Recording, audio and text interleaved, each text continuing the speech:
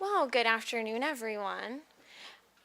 I'm impressed that you all found your way down here. I know for myself, it was sketchy at times, right? Trying to come down those stairs. So thank you for being here. We're really excited to have you all.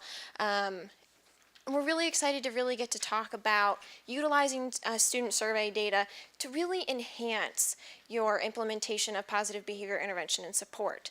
So before we get started, it's nice to know kind of who's in the room. So how many of you are just beginning or starting to engage in the Pbis framework? Excellent, thank you. How many of you have been bannered at Tier 1 or other advanced tiers? Excellent. So what we're really going to focus in on is how do we enhance what you're already doing or what you're about to embark on doing. So one thing that we like to highlight is the Interconnected Systems Framework. How many of you have heard of the Interconnected Systems Framework or ISF? A few of you. Excellent, excellent. So when we talk about the ISF, we're really talking about enhancing social emotional behavioral wellness, specifically focusing in on mental health services and integrating them into our positive behavior intervention and support framework. And what does that look like? How do we enhance what we're already doing within Pbis to better support all of our students collectively and providing them the supports and services that they need. So when we look at the core features of ISF, a lot of these core features are going to be core features that are in Pbis. They're just worded a little bit differently to really start to look at further enhancement. So effective teams that include community mental health providers. So we already know that we have effective teaming to have really authentic Pbis implementation. Database decision making that includes school data beyond ODRs and that focuses more on community-based data as well. We want to have a formal process for selecting and implementation of our evidence-based practices and interventions, so those EBPs, across the tiers to better enhance our decision-making process. And we want rigorous progress monitoring to better understand what's working, what's not working, to help our influence what we're doing within our interventions and our practices on a day-to-day basis. And again, we're going to do ongoing coaching. So the one that we're really focusing in on today is database decision making, and we want to push that beyond our ODRs. So I want to ask you, what types of data are you already collecting, whether that's compliance oriented, right? Or additional data that you're collecting on a regular basis in your either school or program that you might be able to start to pull into your Pbis implementation to further enhance what you're doing. So what types of data sources do you have? We know there's tons of them, right? Across the systems. You collect lots and lots of data. We use the SRSS screener, and we piloted it last year with our Pbis team, and this year was the first time that we did all three screening times. Yeah, absolutely. Using that screening data can really be informative to better understand those populations, the amounts of students that are popping in your universal screeners to better understand what supports and additional services they might need. What other data could you potentially use? Yes, absentee data, truancy specifically, really looking at how many kids are absent, consistently absent, looking at how do we better support them and make sure that they're in school and that they're being able to engage in learning. Other forms of data that we might be able to utilize. Sapp data, that could be really beneficial. How many of you are engaging in the Pbis? Okay, we have a few hands. So the Pbis, and some of your districts might be utilizing the Pbis and you might not be aware of this. So the Pennsylvania Youth Survey is a voluntary survey that all districts could engage in across the state of Pennsylvania. And it happens on a biannual basis. So the survey comes out, which the next round of surveys will be in this coming fall. 6th, 8th, 10th, and 12th graders are surveyed. This data is collected, and it's a quite comprehensive instrument. So it looks at risk and protective factors that the students themselves are self-identifying in the school, in their community, and in their homes. So it really gives the district a wealth of information about what their students are saying are their concerns, are their risk factors within their own district, within the community that that district is situated within, and how to better support those students.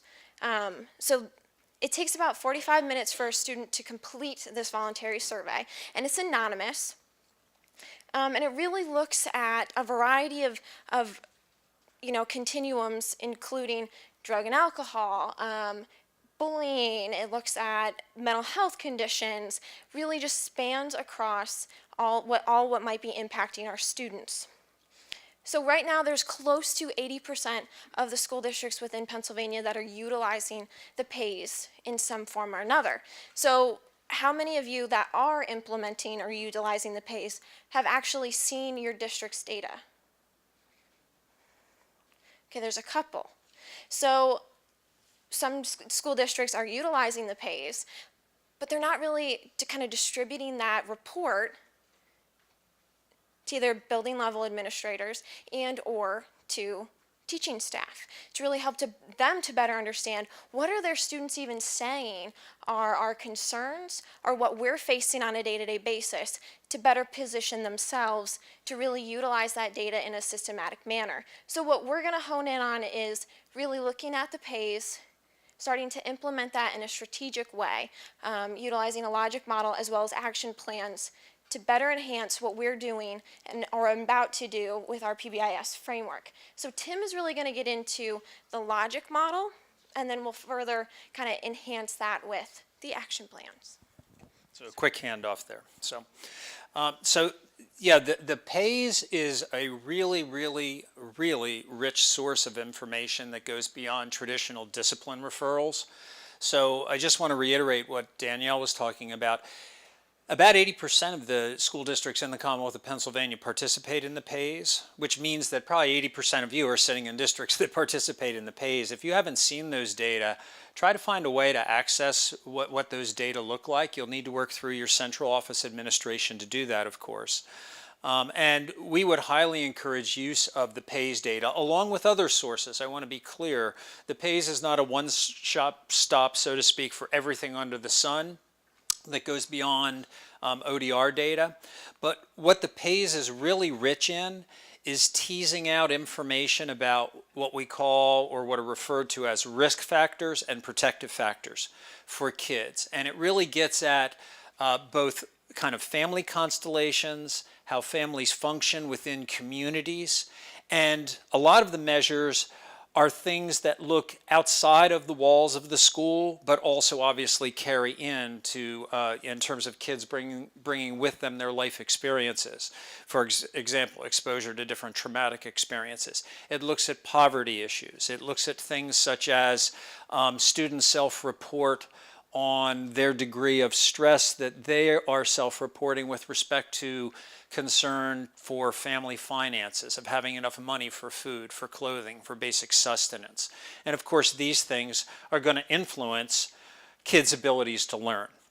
We're not even talking about, say, exposure to a high number of adverse childhood experiences or ACEs. We're just talking about just basic day in and day out life functioning domains. So the Pbis is a really, really rich source of information. But as Danielle had alluded to, the challenge with the Pbis is it ends up being a rather voluminous report, and it can be extraordinarily overwhelming. So what we've started to do a few years back was actually to reach out and begin to work with schools, and we're working with actually a number of school systems increasingly now, to help them, not just limited to their Pbis, but most of the traction, if you want to call it that we've been able to get in working with schools in implementing the Pbis framework has been around utilizing the Pbis data because it is such a good resource and it's so heavily trafficked or used in the Commonwealth of Pennsylvania. So what we've worked with them on doing is applying a logic model and an action planning framework. So let me talk a little bit about what that logic model, and then that'll set the stage for the action planning framework that we'll get into here in a little bit, is all about.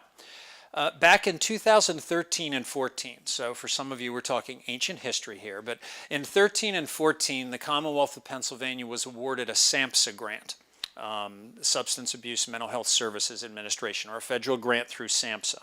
How many people are familiar with SAMHSA? I would imagine most people, but not all. Okay. So this is not an accurate or fair analogy, but for our purposes today it'll work. Think of SAMHSA like the U.S. Department of Education. It's the mental health, behavioral health side of the street. It's a large federal funder of a number of things, including grants to support communities and increasingly school and community partnerships. So the Commonwealth of Pennsylvania was awarded one of many SAMHSA grants, and Pennsylvania has a number of current SAMHSA grants in play. These tend to be large-scale grants. This was a 4-year grant coming close to about $8 million to implement a number of different types of evidence-based practices. And the focus of what Pennsylvania did in partnership between the Office of Mental Health and Substance Abuse Services, or OMSAS in Pennsylvania, and in particular the Bureau of Special Education through the Pennsylvania Department of Education through PATN, that's a lot of acronyms, I know, the Pennsylvania Training and Technical Assistance Network. I'm always surprised I can remember them all. They partnered in looking at how do we look at our implementation of Pbis and how do we further enhance the implementation of Pbis to position schools to be able to even better meet social, emotional, behavioral wellness types of challenges that increasingly schools were reporting. So as a result, SAMHSA had provided guidance to a number of federally funded sites, including the Commonwealth of Pennsylvania, and we had the good fortune of being a part of that project in an evaluative component.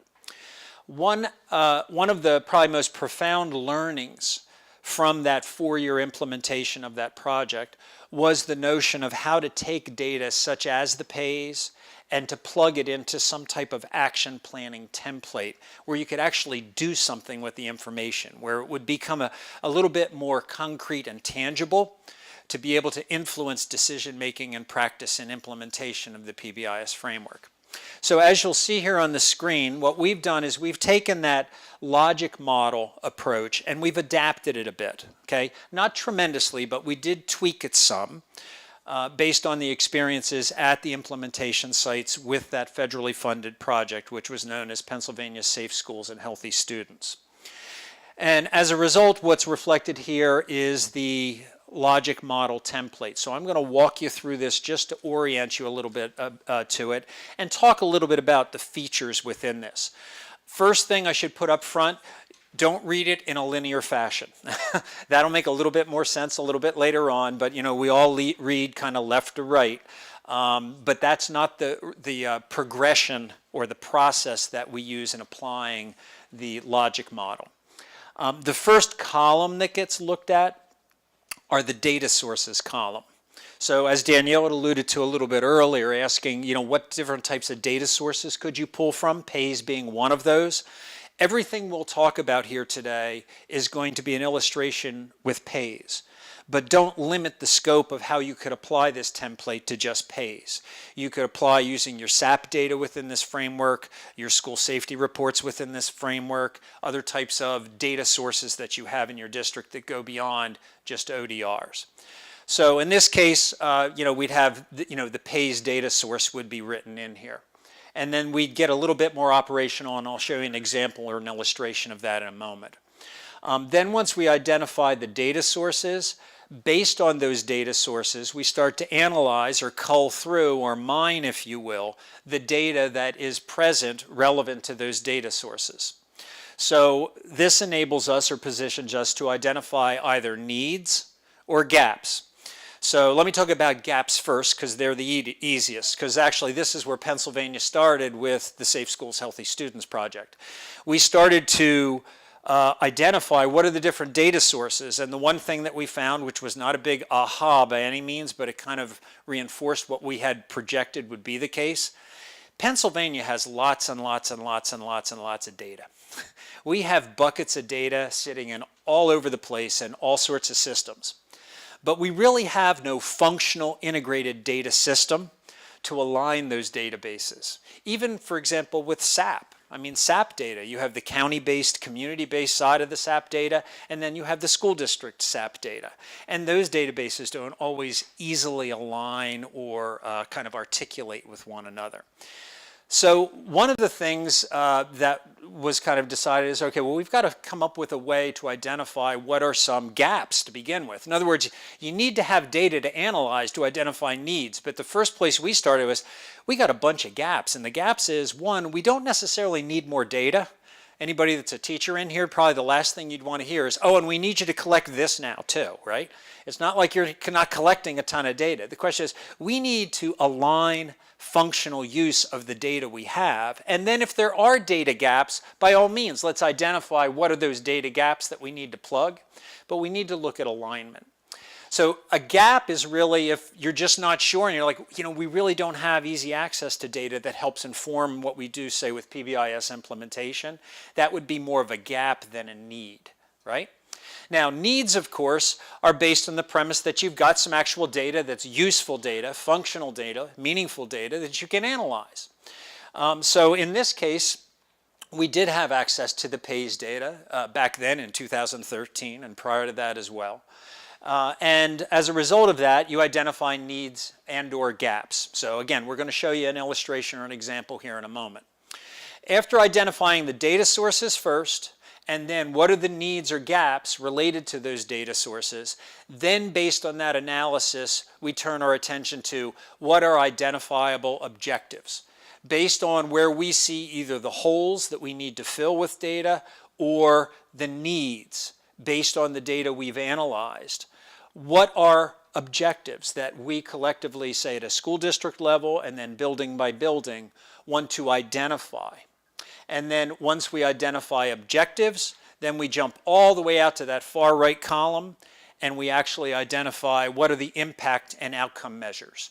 And when I show you an example here in a moment, what you're going to see is the language in the objective column is going to match verbatim what's over in the impact outcome measure column. The only difference is the impact measure outcome column will actually have, and how are you going to measure it? What instrumentation or tool or data source are you going to use to be able to measure, are you making progress towards and or achieving what you targeted as your objective? So once data sources are identified, needs and gaps are analyzed, in turn then objectives are operationalized, and then impact and outcome measures are identified, then we turn our attention to those kind of three interior columns. Activities, curricula, program, services, strategies, and policies, one big column there, and then related to that, partner roles and resources, and process measures. So those three columns, it's important to think of them conceptually as connected to one another.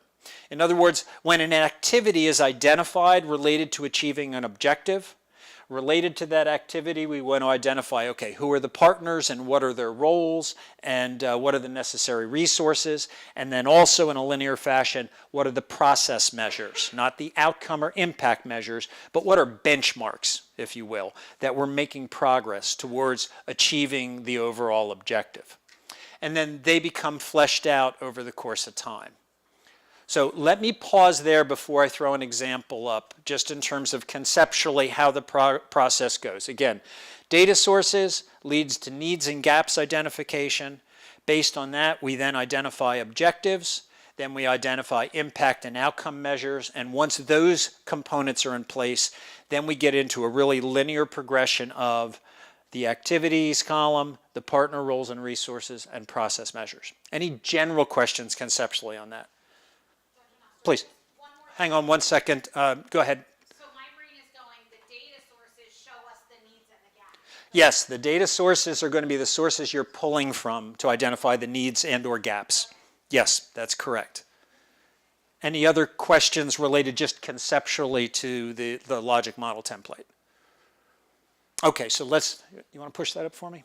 Okay, thanks. So let's take a look at, you went backward. Yeah, it's the wrong one. Let's take a look at an example here. So this is an example of one school system that we've been working with for a number of years. Now, of course, this is a proverbial Snellen eye chart. So in the back row, cover one eye, right? And if you would, so I'm going to kind of walk and talk you through this, but we did want to kind of get at least one example as a comprehensive snapshot on the screen for you. So we're defying all rules about a PowerPoint slide, right? So let's just put that out there right up front.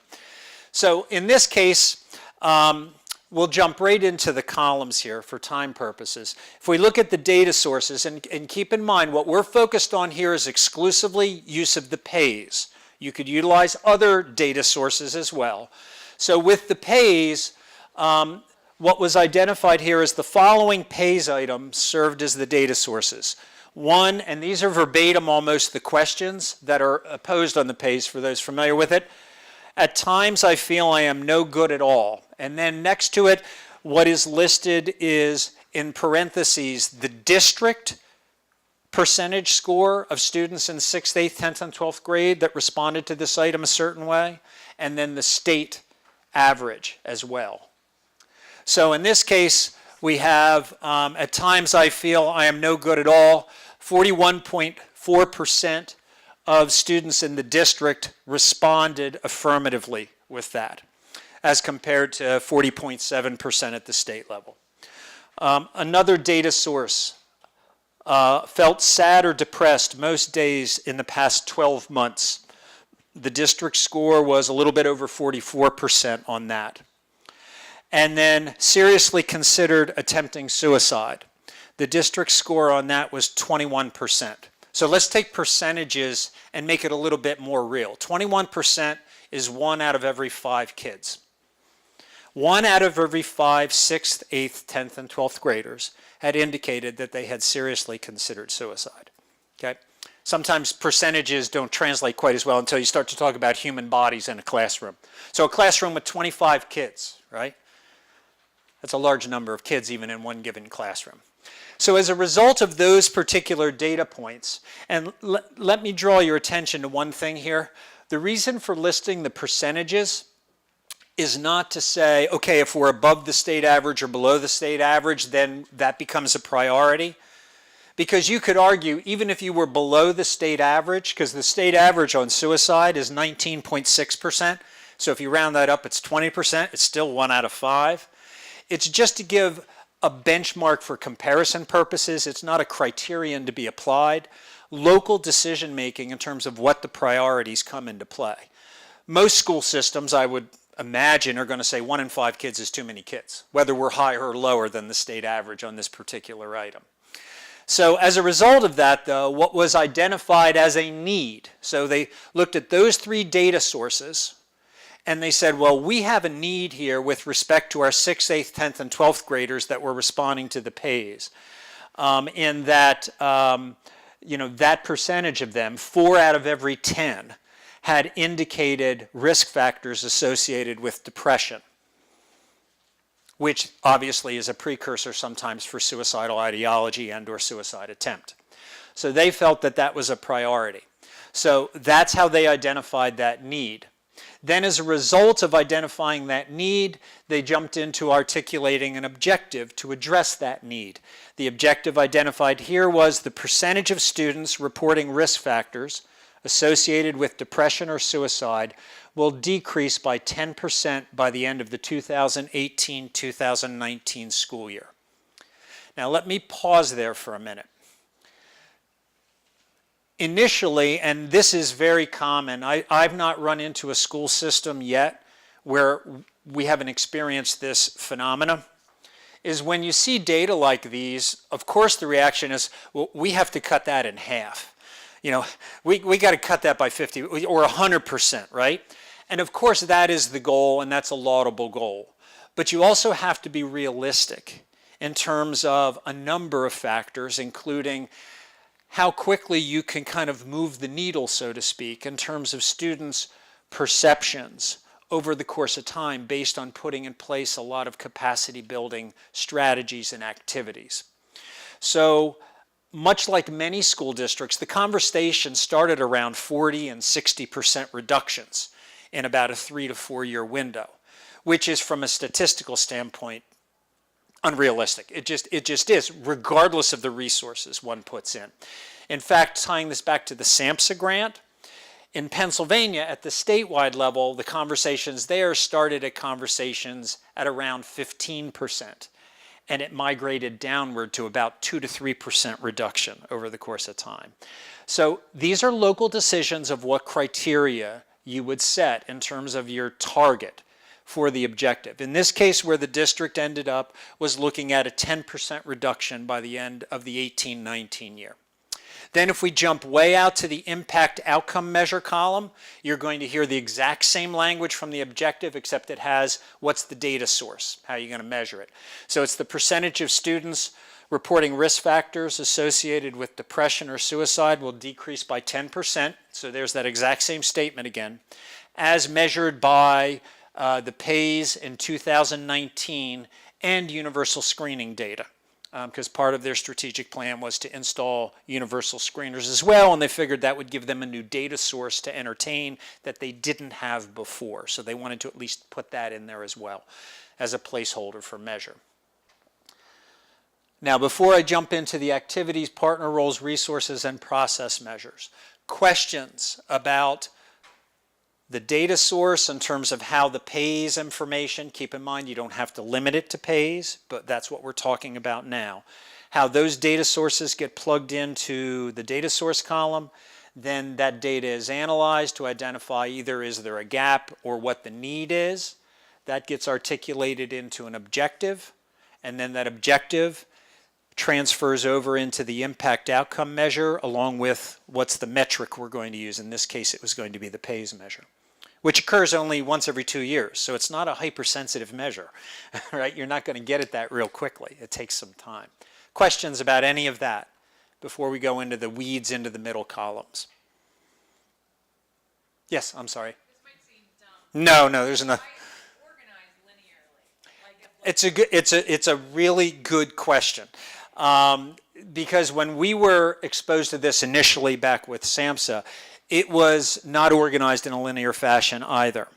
And what we found was that, and this is my best interpretation of why SAMHSA organized it this way originally, and we didn't modify that, is that when we get to the next stage of action planning, that is in a linear template. So I think part of the rationale, but again, this is my speculation on this, I do not know this for certain, is that there may have been concern that if this was organized in a linear fashion, people might just go from that to try to go to implementation rather than go through action planning related to the larger logic model. That's my gut sense. And to some extent, that makes sense in that you could see somebody perhaps trying to shortcut the planning process if this was laid out in a 1 breadcrumb, 2 breadcrumb, 3 breadcrumb rotation, which is what the action planning template will look like in a couple of minutes that we'll kind of quickly tour you through. So it's a great question. It was one of the questions we had as evaluators right away. It's like, why is this like you got to go here and you got to go here? Because we even thought about numbering the columns, and we're like, well, you know, we don't want to kind of mess with that. So we just kind of kept that the way it was. Okay? Other general questions about those 4 columns we've talked about before I just walk you through an example through the process or the activities and process measures. Okay. All right. So then when we look at the objective of the percentage of students reporting factors associated with depression or suicide will decrease by 10% by the end of the 18-19 school year. Then we get into what are the activities that this particular school system identified as their priority activities to actually address the objective. And they came up with the following 3. First, identify and install a curriculum that builds social, emotional, and behavioral wellness across PK to 12 schools. So they were looking at this as a district-wide implementation, just as we would be encouraging when you look at the Pbis framework, right? 2, install a multi-tiered system of social, emotional, and behavioral supports, including a teacher toolbox. In other words, drilling down at the classroom level within the Pbis framework across PK to 12 schools. And then 3, establish protocols, which is actually one of the other bullet points on the Interconnected Systems Framework, this particular one. Establish protocols for selection and installation of evidence-based behavioral health programs. I don't want to digress too far here, but let me just pause for a moment and throw a quick comment out here. One of the biggest challenges that we face in schools is that we continue to add evidence-based programs here, evidence-based programs here, evidence-based programs here, or perhaps worse yet, program without even an evidence base. The Pbis framework and the Interconnected Systems Framework gives you a framework within which to situate those evidence-based programs. The analogy I tend to use, and it's not necessarily the most culturally responsive one, but it's one that comes to mind really well, is think of evidence-based programs almost like ornaments on a holiday tree that you would decorate. The tree is the framework. The programs are the ornaments. Now, of course, what we're talking about here is higher stakes than just looking at aesthetic value when we're talking about these types of evidence-based programs. But if you don't have the tree to situate or position the ornaments, what you have is a bunch of ornaments that might kind of look good together or might not, where you have a box of ornaments but nothing to kind of adhere them to. The Pbis framework gives that, and it's actually in the tree graphic or the triangle graphic, it gives a structure within which to situate evidence-based programs at Tier 1, evidence-based programs at Tier 2, evidence-based programs at Tier 3. So one of the things that this district decided, along with increasingly more and more districts, is we need to have a protocol that we adhere to, that we follow. In decision making, what evidence-based programs are we going to implement and how do they situate themselves in the Pbis framework? In other words, we want to become informed consumers and implementers of these things. Then with respect to those activities and the like in that column, we move into the partner roles and resources. In this case, we had the Epicenter out of Penn State, the directors within the school system, and then the McDowell Institute where we're based, where we were providing technical assistance and guidance along the way. And then the same would hold true for the other 2 activities there, with the addition of county-based behavioral health, and then the intermediate unit Sapp and school-wide behavior TAC was relevant to those latter 2 activities. And then the process measures were as follows. So I'm going to pair these with each of the activities. So the first activity was install a curriculum that builds social, emotional, behavioral wellness across PK to 12 schools. The process measures were 1, the curriculum is identified, 2, the curriculum is actually purchased, and 3, the curriculum is installed. In terms of installing a multi-tiered system of social, emotional, and behavioral supports, including a teacher toolbox within the Pbis framework across PK to 12 schools, the 3 process measures were 1, develop a figure or a graphic that actually depicts the MTSS structure that reflects alignment between implementation of the Pbis framework and the Sapp framework. So how many of you are familiar with the fact that actually Pennsylvania about a year ago published an initial document that talks about Pbis and Sapp alignment? And it's kind of a blueprint. Show of hands. A couple of you. So if you're implementing the Pbis framework and you're already mandated to implement Sapp, right? This is a resource that is well worth your while to take a look at. It's a really good guidance document. It's available on the patent website. It's available on the PBS website. And if you have trouble finding it, email us and we'll send it to you. Okay? And then, so related to that, they wanted to develop a figure or a graphic. That was the first process measure. The second was they would disseminate the structure, figure, or graphic. And third would be they would implement the actual structure that's depicted on the graphic. Again, pretty lockstep and linear. And then related to establishing protocols for selection and installation of evidence-based behavioral health programs. Their 3 process measures were identify the protocol that the school district will use, and there are evidence-based protocols that schools implementing Pbis can actually use to guide the decision-making process. It's not something you have to create on your own. In fact, we would discourage you from trying to create them on your own, but pull from what things are available already. 2, provide training to the staff on the use of that protocol. And then 3, actually implement the protocol moving forward or prospectively, right? Questions about activities, partner role resources, and process measures in terms of how they get plugged into the logic model here. Any general questions? Okay, so yes, this is a process that's somewhat tedious.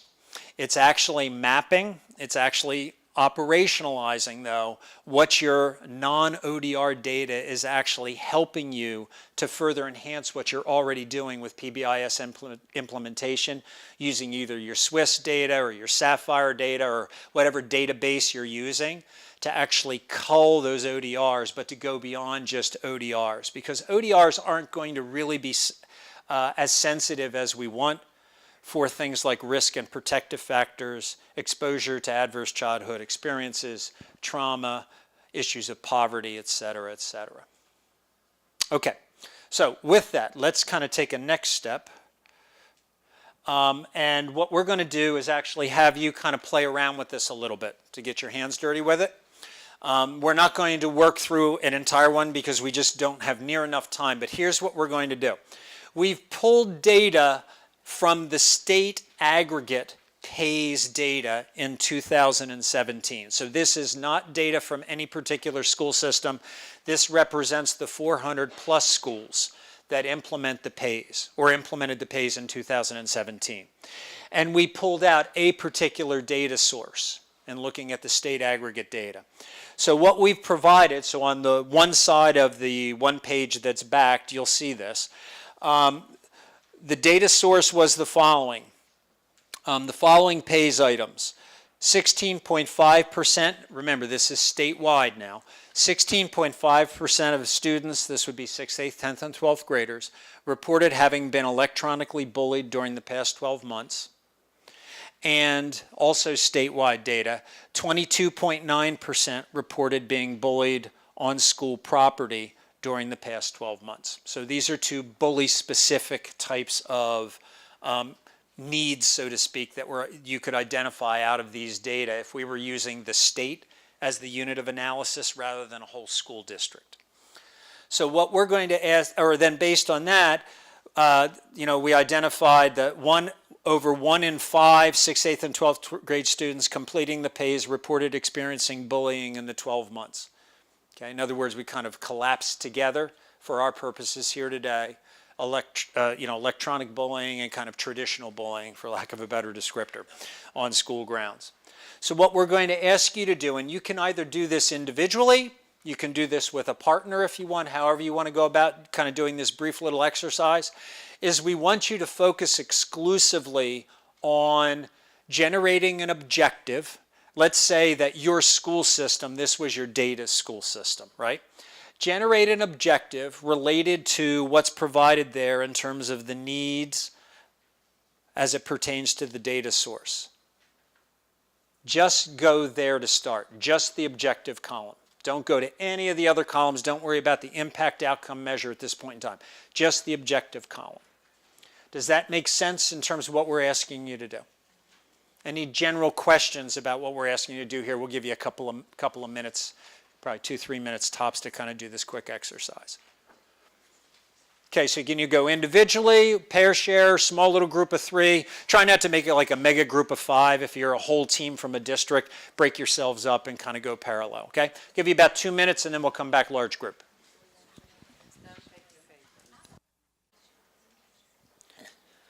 Now we're going to return to this statewide data example a little bit later on when Danielle gets into the action planning template. But for right now, let's just kind of talk about what were some examples of either language or ideas that you came up with relative to what kind of an objective might make sense from your perspective based on the little bit of information you were given there. And who wants to kind of start out and share something? What did you come up with? I'm going to give you the mic since you're close. I'm kind of just copying like what you had on the thing up there a little bit. It says the percentage of students reporting bullying will decrease by 4% by the end of the 2021 school year. So, I mean, it really is the decision-making part, if this were a real-life example, right, this is state aggregated data, is an important decision. But the nice thing about this framework is it makes it really pretty straightforward and tangible and concrete in terms of how to create that. Like there's no special way to create that objective. Exactly what you did makes perfect sense. The decision-making point is likely, is it 4%, is it 2%, is it 8%? And then of course where the real rubber meets the road is where you get into, after you get to the impact measures, what are the activities we're going to do and how do we plan that moving forward? But it's a way to take something that can be just overwhelming, such as a Pbis report, and actually filter it through a system that allows you to make it really tangible, and almost as the old saying goes, you eat the elephant one bite at a time. It allows you to actually take a chunk and chew on it and figure it out and actually create operational language that becomes measurable language. And we do know that if we want to achieve certain types of outcomes, we need to have measures and data that, if nothing else, gives us something to strive for as well as holds us accountable to. So that if we're not achieving those data targets, then we step back and we say, all right, did we not implement with fidelity? Did we set a target that was way off mark? Or do we need to reconfigure what we're looking at in terms of our approach to doing this? Question, please. Just a little bit late. So are you talking about your whole, is it your tier 1 committee taking this data and determining that this is what you want? So let me repeat the question. The question is this like the tier 1 or the universal team looking at this data? That's going to be a local district decision making. In this case, what we would encourage is that this data, since it's district-wide data, if you're using Pbis, that it should be a district leadership team, and then in turn, that district leadership team's activities get translated down into building level implementation, because the Pbis is a district-wide measure. It doesn't disaggregate by building, right? Now, depending on your data source, though, let's say it weren't the Pbis or wasn't the Pbis that you were using, but you were using some data source that would allow you to differentiate between elementary A and elementary B, or middle school A and middle school B, or high school A and high school B. Then you might have that be more of a building-based approach. It depends on your data source. So there's not a universal, it's always this group of people or this team. But it's a logical decision that has to be made. Who's going to look at the data and actually analyze it and then use it for strategic planning? Yeah, because you have so much data you can focus on. You have so much data you can focus on. That's exactly right.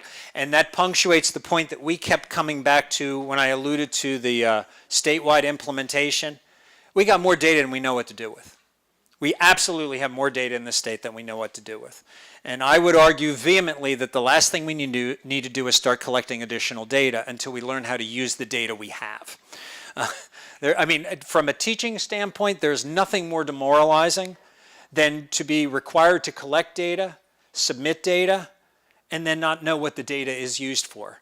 That really hinders reliable and valid data collection, because as a teacher, I'm not seeing any functional utility to it. So at most, I'm dully complying to provide the data, because I'm like, it doesn't make any difference to me in what I do in my daily classroom practice.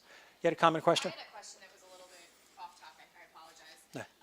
This Pbis is used for 6, 8, 10, and 12. Do Correct. you know of anything that's similar to that that's provided by the state that would be for The question is, the Pbis is focused on 6th, 8th, 10th, and 12th graders in the Commonwealth of Pennsylvania.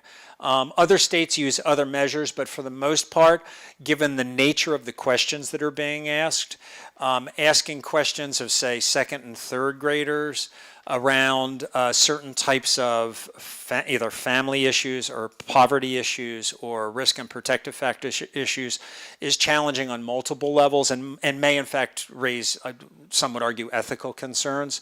So that's why you usually see these types of measures, the same with like the YRBS, you'll see them focus on that 6th, 8th, 10th window, that adolescent, middle school, up through high school window.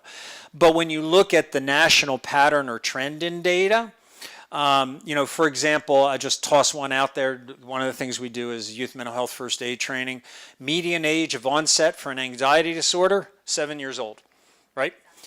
So, I mean, it's not like this stuff isn't relevant in the younger ages and grades. But to our knowledge, there's not an instrument that gets at that. So, yep. I think there would also be some value in looking at the younger levels. You're going to have siblings. Oh, for sure. Percentage of, if a sixth grader is reporting that it's happening and there's a third grade sibling in the home, that is a home that has experienced trauma. Exactly. So there's definitely, the question was, or the statement was, I should say more so, is there's value at looking at the earlier grades, and the example used was because of perhaps a 6th grade sibling who's completed this may have a younger sibling.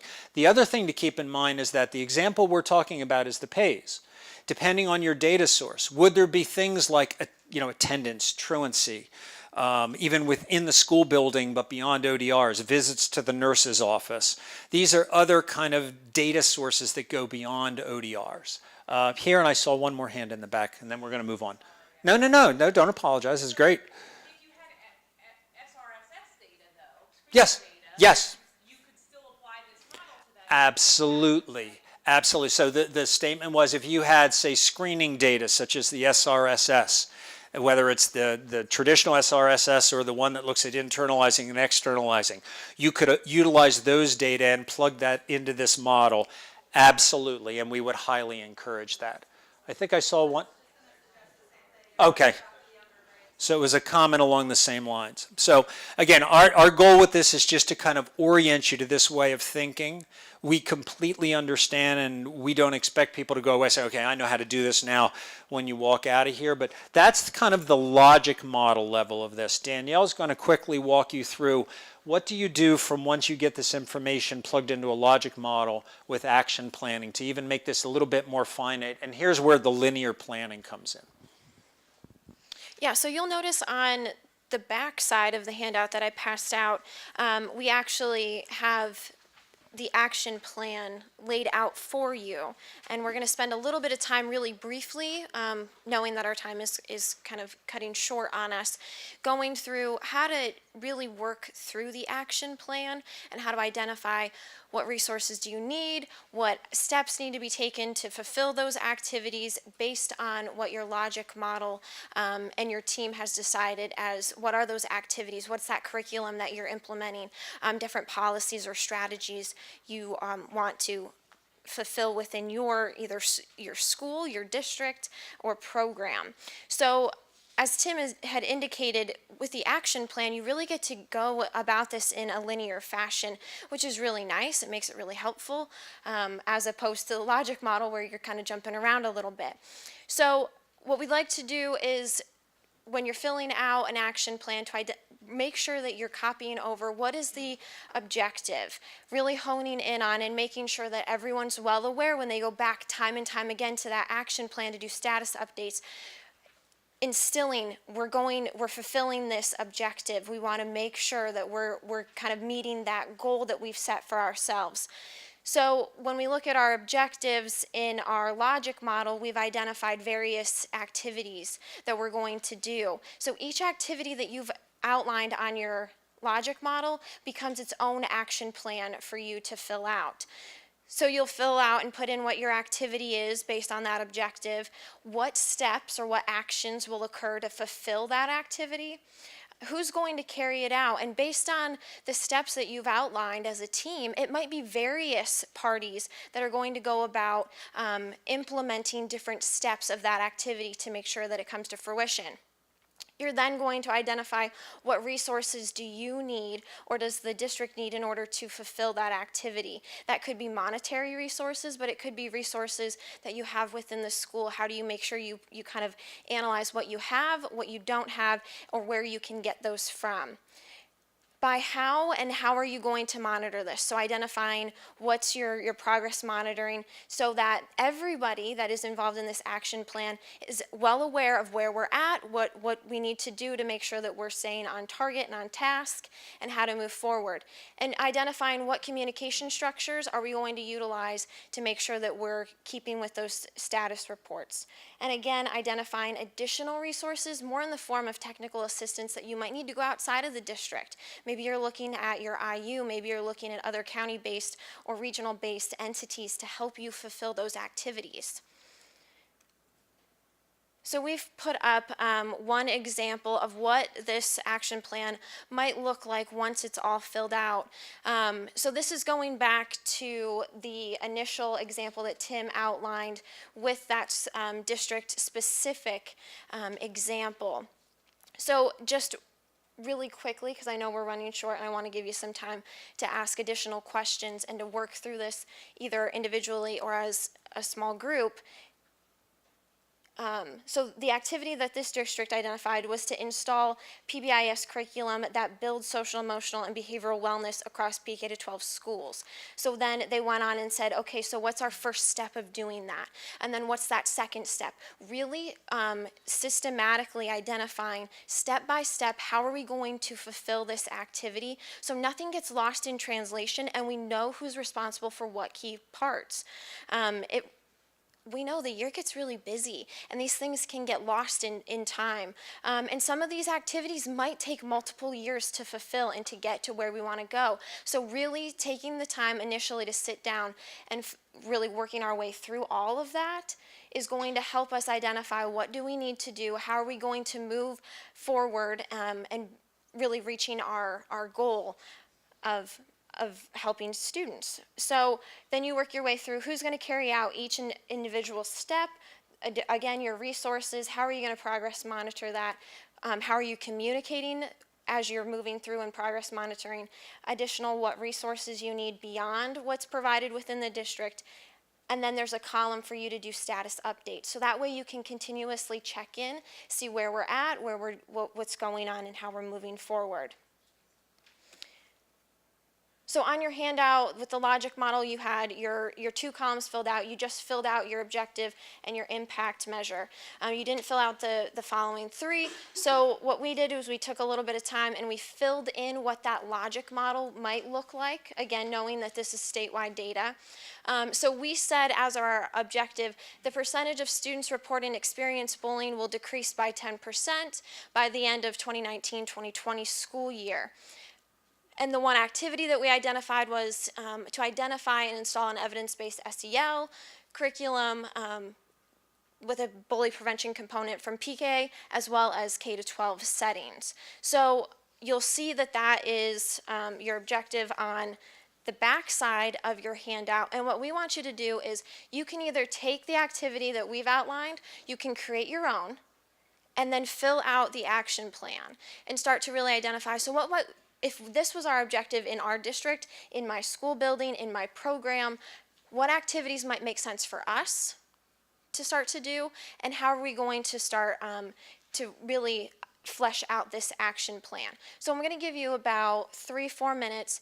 Again, you can work individually, you can work as a small team, flesh out that action plan as far as you get, and then we're going to go and just start to identify what are some examples of that in terms of that particular objective.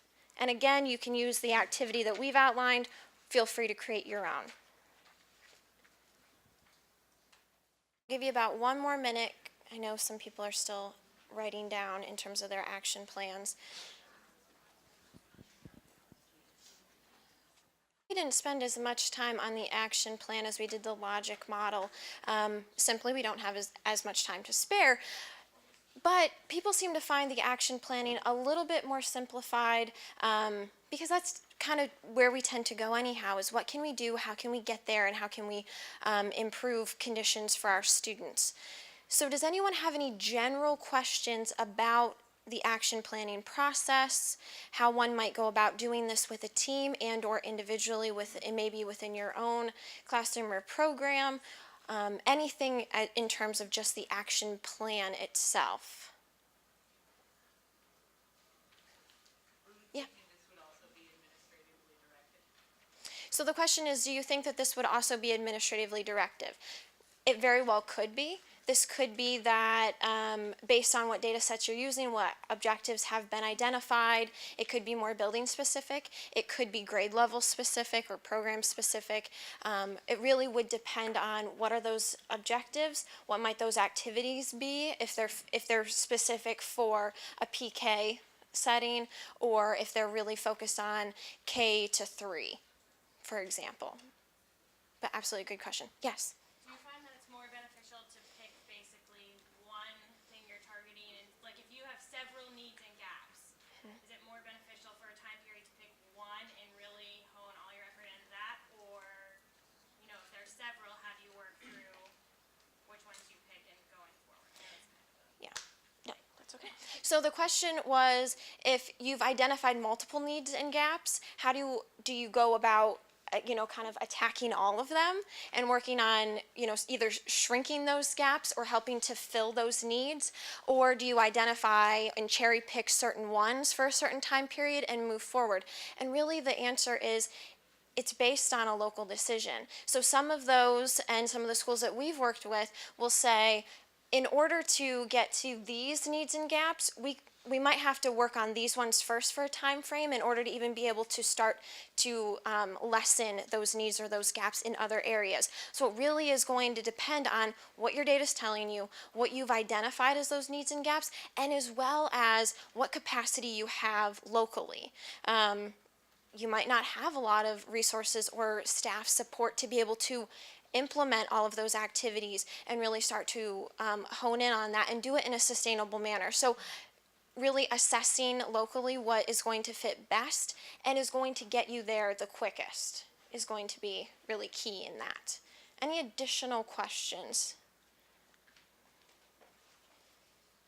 I don't see any. Additional comments? Yeah.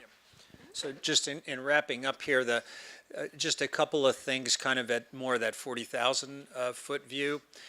It's not uncommon for, say, a district, if you're looking at this district-wide using Pbis data, to actually have multiple action plans in play at one time. So you may end up with a compendium of them, and they might be kind of staged or scaffolded based on this first, then this, then this. But it depends on the point of entry, whether it be at a district or a building level. There might only be a couple of action plans because they've decided this is the one thing we're really going to go after for the next year or so. The other thing to keep in mind is that this can be longitudinal. One district that we're working with have essentially like a 3-year game plan. Other districts, it's like, here's where we're at for this year or for this half a year. So again, it's a local decision. The other thing to keep in mind is beyond, you may have multiple action plans depending on local prioritization, is that when you look at other requirements that exist in the state, like 339 plans for school counseling, as well as Act 71 and other types of compliance things, these things should be aligned with the thought process related to using the logic model and the subsequent action plans. The last point I'll emphasize is one of the real values of using a logic model is, as educators, it's our human nature to, when we see a problem and we identify a need, we jump right in and say, what are we going to do about it? What are the activities we're going to do about it? Applying a logic model actually forces you to slow down, think strategically, build data sources in at the onset, not as an afterthought, and then subsequently identify activities that align with objectives that are substantiated by data. So we would always argue go slower rather than faster as you're expanding beyond ODRs, and apply some type of a logic framework. We found this one works reasonably well. It's not an end-all be-all by itself, though. But we are at the 3:30 mark, so we do need to wrap up. So thank you for coming, and we will be happy, if not at this moment. Don't leave yet, though, because David has the code, which you need, I know, and we know you won't leave without the code. But you can email us afterwards, too, if you have questions.